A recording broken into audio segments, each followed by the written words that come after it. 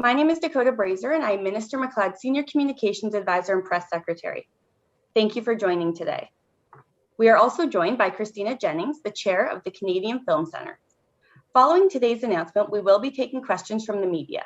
If you have a question, we ask that you please put your name and outlet in the chat bar on the side, and I will unmute you to ask your questions. Just a reminder, it will be one question, one follow-up. I will now turn it over to Minister McLeod. Thank you very much, Dakota, and thank you to my friend and trailblazing film and television executive, Christina Jennings, for joining us today. For those of you who do not know Christina is the president and CEO of Shaftesbury, is the executive producer of Murdoch Mysteries, and is the chair of the Canadian Film Centre. As many of you know, the ministry that we represent has a spectacular double bottom line, both on the cultural fabric of the province of Ontario, with arts and culture, sports and recreation, travel and hospitality, while at the same time preserving our unique Canadian and Ontario heritage. On the other hand, we are an economic powerhouse representing in safer times $74 billion in economic activity. And film and television production, as well as animation and video gaming, have been a real growth area in our creative industries. And I believe as our sectors recover from COVID-19, we'll see a real stark increase based on the ability for our creators to get their content around the world. I recently had the opportunity to visit a virtual trade mission in Los Angeles to discuss Canadian and Ontario content and creators with respect to music, film and television, animation, and video gaming. And again, I want to reiterate, there is a tremendous area here of growth that I believe will help us usher in not only an economic, but also a social recovery in the province. We tend in this ministry to really make investments to top charts, to top ratings, and of course to top podiums. And we continue to make strategic investments into our artists and our athletes in order for them to not only compete here in Ontario and in Canada, but around the globe. And when it comes to film and television production in particular, I've created a ministerial task force that will be reporting back to me in the fall to look at 4 important areas in order for us to continue in that social and economic recovery. The first is to ensure that we continue to stabilize and streamline our suite of 5 cultural tax credits, in particular for film and television.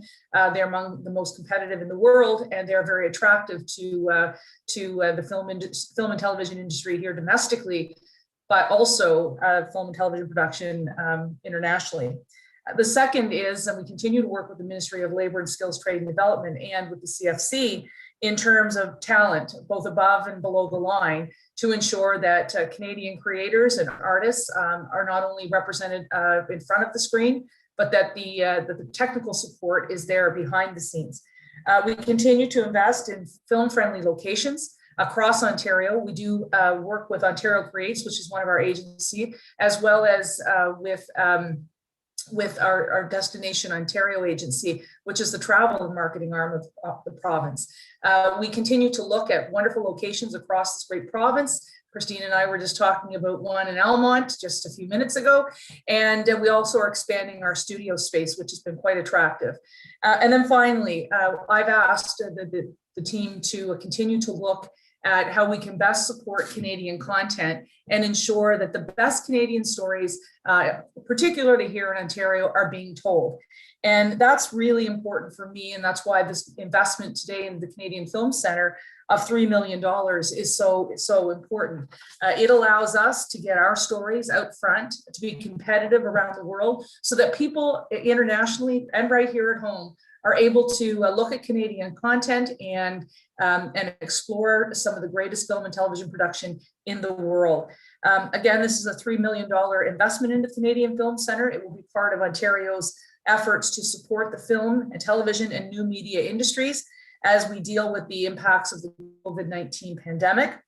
The funding will be used to support film, television, and digital media training programs, and COVID-19 adaptation plans, ensuring Ontario's screen-based industries are strong, they're vibrant, and remain a source of pride for Ontario.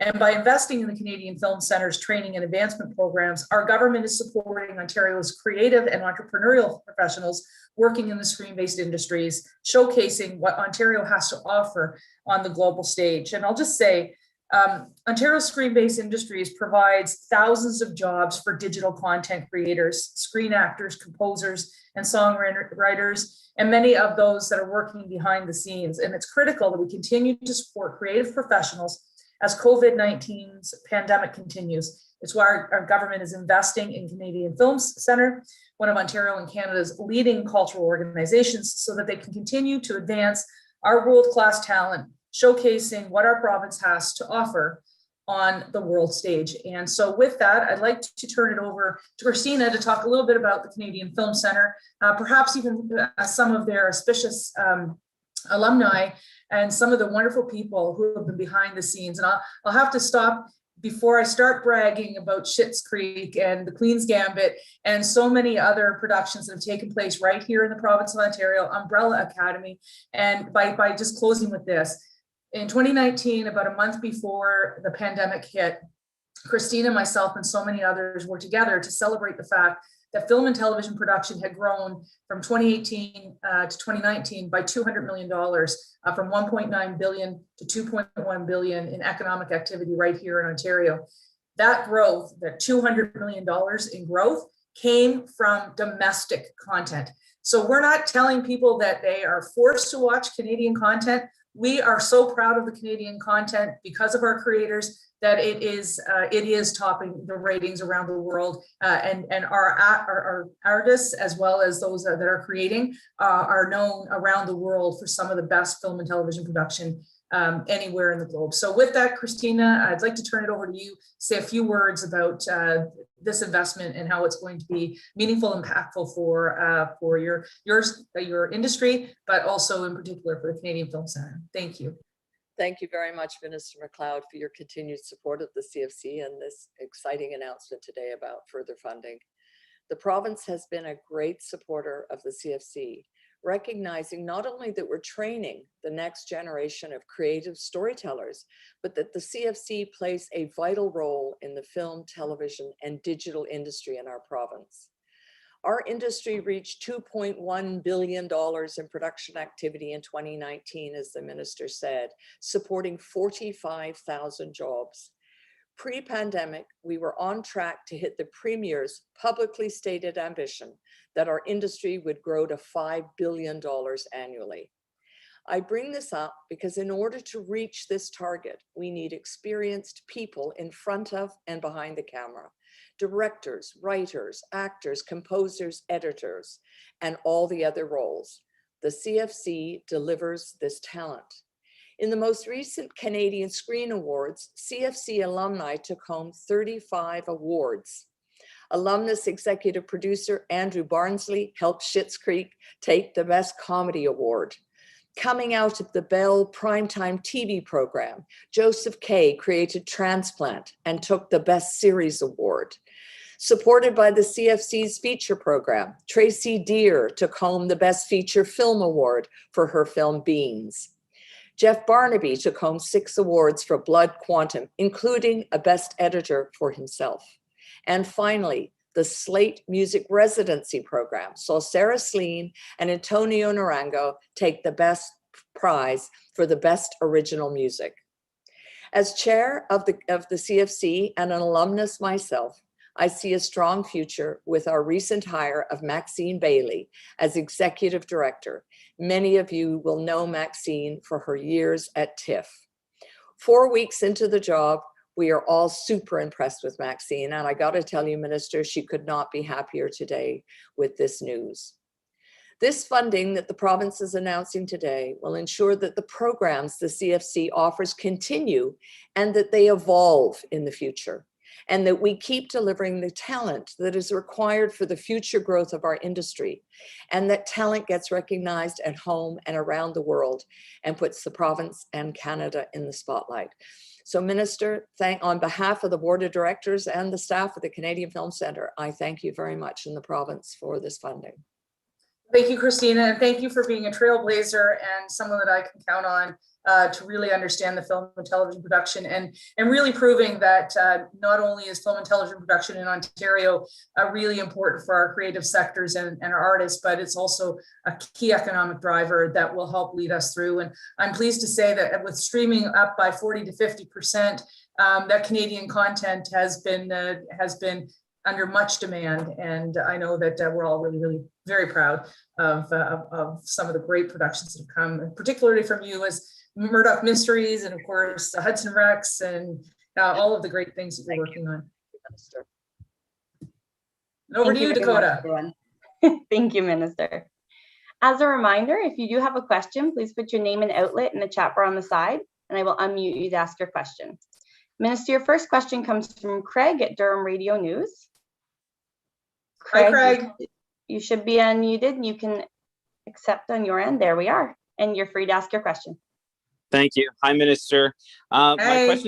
My question's actually about the roadmap to reopen and outdoor sports programs, because we've had a number of parents asking when their kids can play baseball and soccer and stuff like that. So at which step can you play baseball and soccer and outdoor sports? And if it is step 2, which I think it might be, is the 25-person limit exempt from outdoor sports leagues opening? Thanks very much for that. So first of all, on youth sports, obviously we want to get them up and running as safely and as quickly as possible. So we do have a new 3-step approach. We were proud to have a pre-step 1 this past weekend, where we were able to open up more parks, golf, and some other outdoor recreational amenities, including splash pads, which is very important in the city of Ottawa, where I'm from. In step 1, outdoor training will be permitted with the 10-person limit. And step 2, we continue to work on the sector reopening plans with the Chief Medical Officer of Health. So the question that you ask, yes, outdoor sport would start to come up. In that perspective, there are 2 things we're looking at right at the moment. There may be a few more my ADM will flag to me, but the first one would be whether or not there is body contact, and the second, if there will be an exemption. And I can say, as a hockey mom, knowing what hockey looked like this past winter, depending on where we were in the framework, there were limitations on how many people would be able to be A, in the arena, and B, on the ice. So we're still working with the Chief Medical Officer of Health on those questions. We just wanted to make sure that the framework was there and that the targets will start to be met in terms of vaccinations and case testing, ICU, that sort of thing. And obviously we continue to monitor the covariants, particularly the one that comes out of India. So again, pre-step 1, outdoor amenities and recreational facilities were allowed to open. Step 1, outdoor fitness will be allowed with the cap of 10. And then third, yes, in step 2, there will be a return incrementally to sport, and we continue to work out the details that you have just asked about. Thank you. Follow up? I think you're on mute again, Craig. Yeah, there we go. There you are. Yeah, my follow-up is, and I think you might know the answer to this one as well. When games were allowed last year for outdoor sports like baseball, they had to be played in pods. So those pods were 50 players max.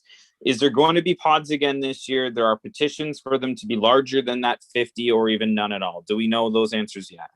Again, we've done a lot of policy work through this ministry, and now it is over with the Chief Medical Officer of Health. So we should be able to receive more clarification from the Chief Medical Officer of Health in the days ahead, and that would require regulatory changes. And we will be making sure that we work with our provincial sport organizations, whether that's basketball, baseball, soccer, what have you, rugby, football, this summer, in order to make sure that they have a safe return to play at the appropriate time and the appropriate step. So again, working on that, and we do have the work from our provincial sport organizations, and we do have the policy work being done at the health table now. Thank you. Minister, your next question comes from John at the Canadian Press. Hey, John. You've been unmuted. Hi, Minister McLeod. How are you today? Good. It's been about a week. How are you? I'm good, thanks. I don't have any OHL questions today. So CFL? No, believe it or not. You're shocking me. I know that you've spoken throughout the pandemic about trying to expand the film and TV industry into Eastern Ontario. Now that this financial support has been approved for the CFC, I was wondering, as Minister of Culture, what are some of your other pressing issues in this sector? Yeah, thanks. You know what, I might actually ask Christina to answer this as well. I'll take a stab at it. My view is that we are doing a great job in Toronto of filming, and there's a lot of great opportunities. Film space and production space is quickly being eaten up. So what will entail is a couple of things for us to expand in Southwestern and Eastern Ontario. One is to look at incentives and how do you do that? So if Christina decides to take, for example, Murdoch Mysteries to Eastern Ontario, how do we make that easier for her to do that so that she can go on location? Secondly, we are working with our film commissioners to make sure that we really utilize our film-friendly locations.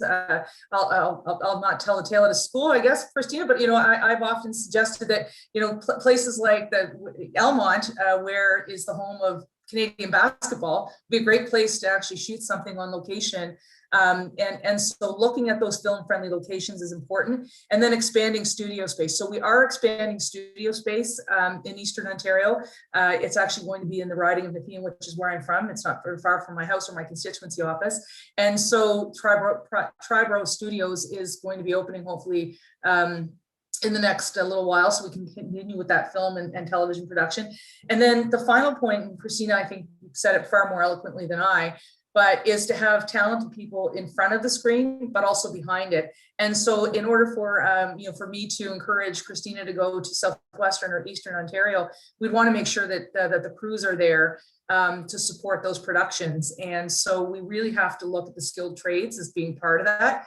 I mean, the one thing that I heard loud and clear when I was in LA, and this speaks, Toronto's doing a great job of it, but it's also one of the things I think we have a benefit of in Ottawa and other places, is actually the diversity of the crew and the diversity of the talent out in front. So we're looking at all that. And one of the things that I'm excited about is Bruce Harvey, who's the Ottawa Film Commissioner, is actually on the panel that Christina is the vice chair of, that will be reporting back. So obviously, like, the 4 pillars for me is above and below the line talent, the stability of the tax credits, the film-friendly locations, and then encouraging more Canadian content, which is what this announcement's about. But Christina, do you want to maybe talk a little bit about looking at filming Canadian content elsewhere outside of Toronto? John, years ago, Shaftesbury took a mini series called The Summit, and we went up to Northern Ontario. We were one of the very first shows to go up to Northern Ontario in Sudbury, and we shot there with Chris Plummer, actually, Minister. And that was like more than 10 years ago. And if I look at Northern Ontario right now, it's booming. So really, you just need to do it again. So, as a company, we certainly are hopeful that incentives are there to attract us to go out to Southwestern and Eastern Ontario, because Toronto is it's actually getting quite tough to film here. There, lack of studio space. We've got all the American productions here, which is fantastic for jobs. But as a domestic producer, it makes it a little tougher. So we're keen, actually, with shows like Murdoch and all our shows. We shoot in the region anyway, but imagine you actually base your series in the region. You just don't go for a day or two. You go for 8 weeks. You go for 4 months. So having had that perfect example of Northern Ontario, John, I think it's easily in our sights to do it again. My follow-up is actually for you, Ms. Jennings. You mentioned in your preamble that this $3 million funding that's being announced today is going to go to programming for the CFC and helping train people both in front and behind the camera. I was hoping you could get into more details about what that programming might look like. The CFC has a number of programs, John. So we've got the primetime television program. I think about people like Semichellis or Tassie Cameron. All these extraordinary showrunners have come out of that. We've got the Actors Conservancy program. That program has fabulous actor like Giacomo, who came out, is now on Grey's Anatomy. We've got the Slate Music program. We've got all these programs, the features program that Tracy won for. The other thing the CFC does is it actually allows creators to come into the program and make a short film. And what that also means is that we can train up young people who maybe haven't had a lot of experience on a film set. So they're coming now and working with the unions. They're able to get a credit, which helps them advance inside a union. So the CFC, I think, is not only creating those higher level programs for the writers, directors, but we're also creating the programs where if you're an experienced crew member, you get in. The other thing Lisa touched on, and I'm super proud of, is there's a whole idea boost program at the CFC, which is about innovation. It's about looking at things in a more innovative way. And we've been trailblazing there. And out of that program has come all sorts of companies that then go and hire more people. So Derek, I think that, and with our new executive director now looking at the programs and saying, how can we do better? How can we do better at the CFC in the years to come? So lots going on there. Thank you so much. Minister, your next question comes from Barry at the Globe and Mail. Barry, Barry. you have been unmuted. There you are. Great, thank you. Good afternoon, Minister. Thanks very much. It's great to see the investment in production at the CFC, but I'm just curious about resources going for exhibition and distribution of Canadian films. Specifically, are there any plans to give resources to the exhibition sector in Ontario, which has been shuttered for more than half of a year? Yeah, we continue to work with the with our agency, Ontario Creates, to see how we can best support the export of Canadian content, and we do have some programs there. And with respect to exhibitions, and I'm wondering if you're also talking about festivals.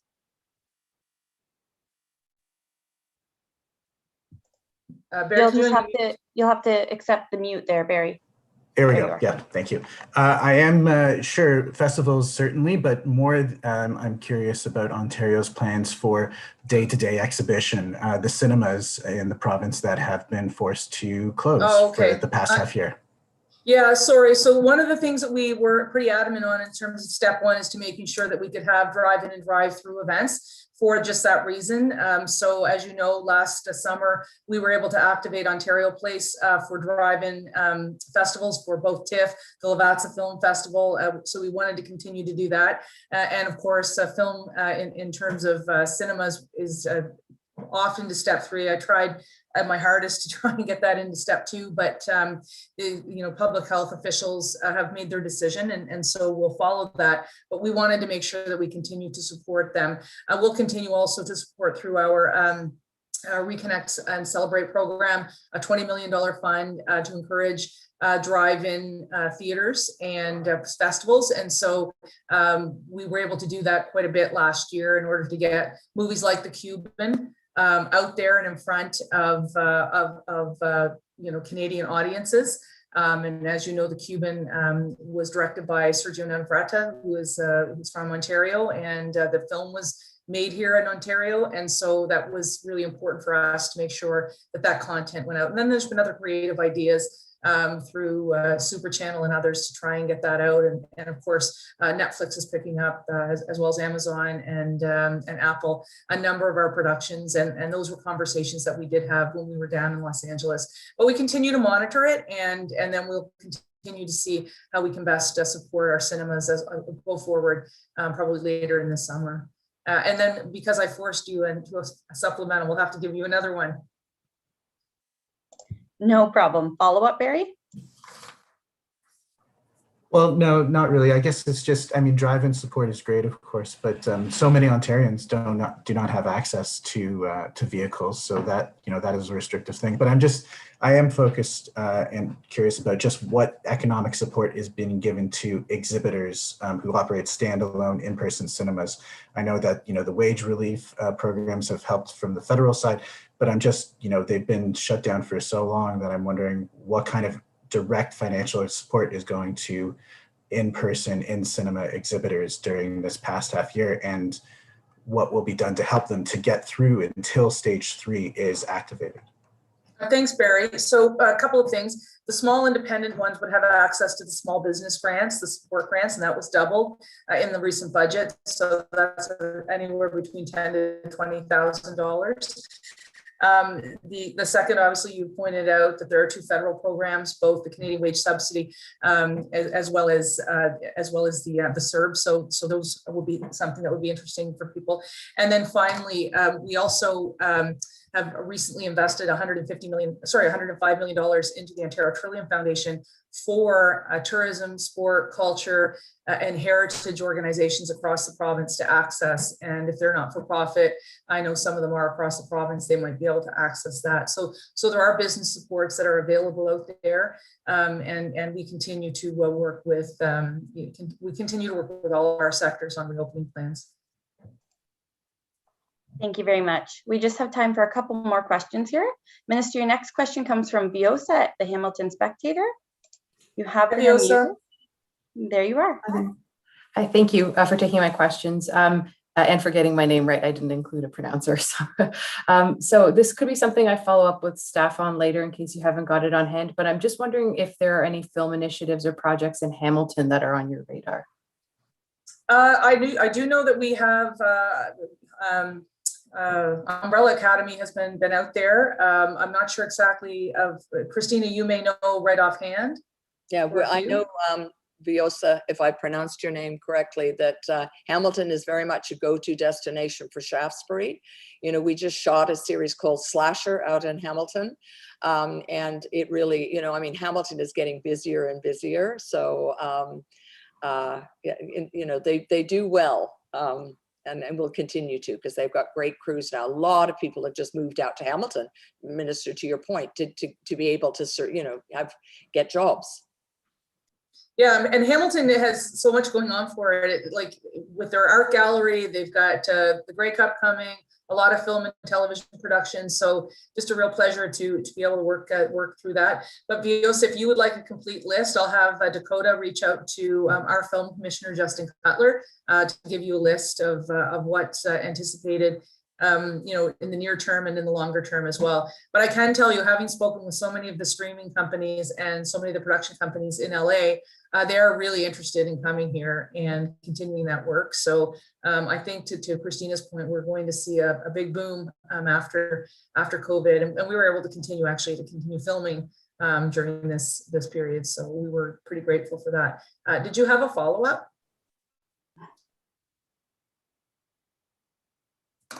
Oh, sorry. Thank you. Thank you for that response. And yeah, sure, I could follow up with Dakota for more specifics on that. But my follow-up relates to drive-ins. I'm not sure if I missed an answer if it was asked earlier, but do you have an update as to when drive-in theaters will be able to reopen?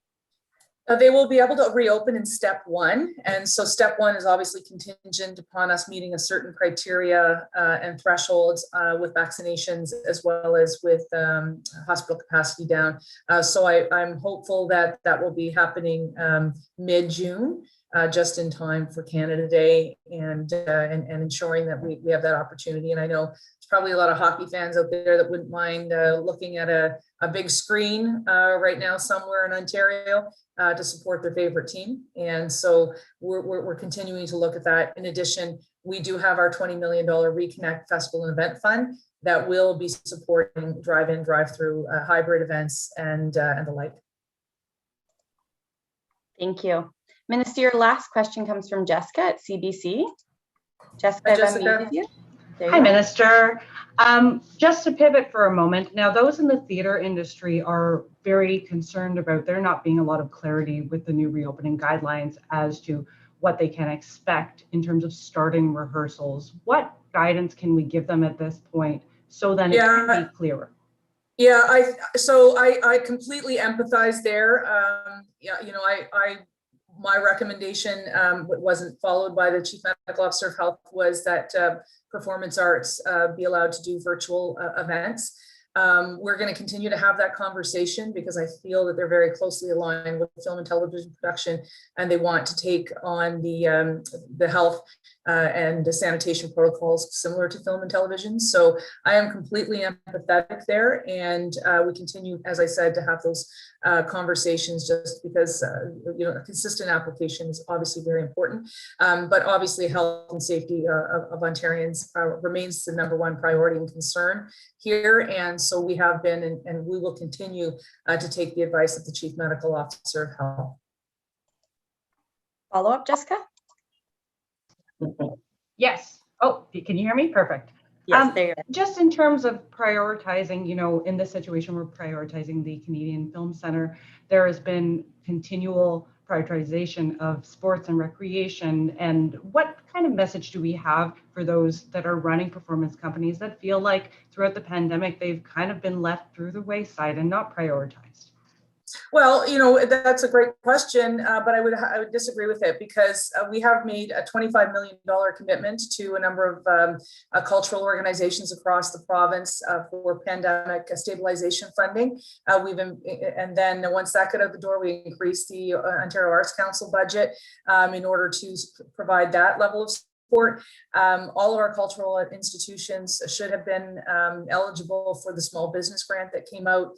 And then, of course, most recently, I've announced $105 million Ontario Trillium Foundation Community Building Fund, which goes through the entire gamut of this ministry. So heritage, sport, tourism, and culture industries.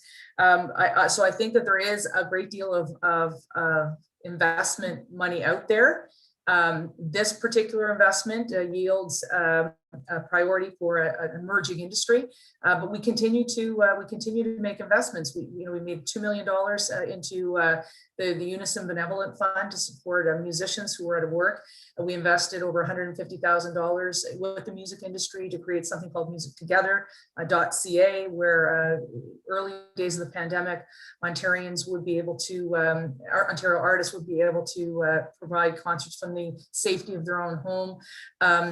We've invested $500,000 in the Canadian Live Music Association to create something called Music Cities as we move past the Junos. In fact, we've invested $1 million into the Junos.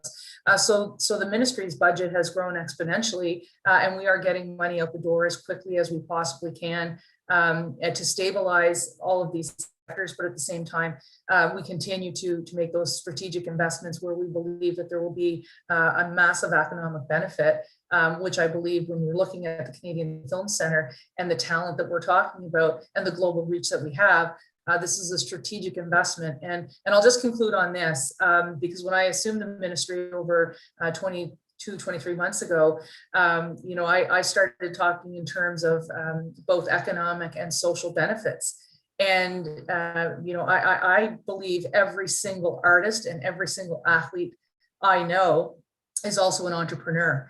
And they create jobs. And I think they deserve that level of respect. And I think when you look at something like the Canadian Film Centre, when I put $1 into the Canadian Film Centre, I'm getting much more in return. And it's also making sure that not only are we growing the economy, but I'm putting that cultural stamp on Canadian production that's going to go around the world and be seen by many people. So thanks.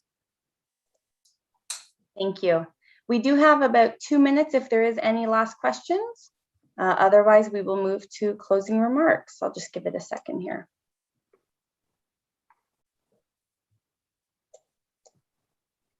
All right, Minister, over to you for closing remarks. All right, well, listen, I'm just going to say thanks to Christina for being a strong leader and making sure that the film and television industry in the province of Ontario continues to lead, not only here in Canada, but around North America and around the world. We're going to continue to invest in the film and television industry, as well as video gaming and interactive and digital media and animation, because we know we're great at it, and we're going to continue to support the industry. So, Christina, I'll give it to you for the last words, and just thank all of the media for being here today. Yeah, Minister, thank you so much. Not only for the support of the CFC, but honestly for our entire film, television, and digital industry, especially during these really, really challenging months. So thank you for that. And I think the sun is shining, and it's going to be a rosy future soon. Here's hoping. So thanks, Dakota, and thank you, Christina, and to all of you for joining us. Thank you. Bye-bye. Thanks so much, everyone. Have a great day.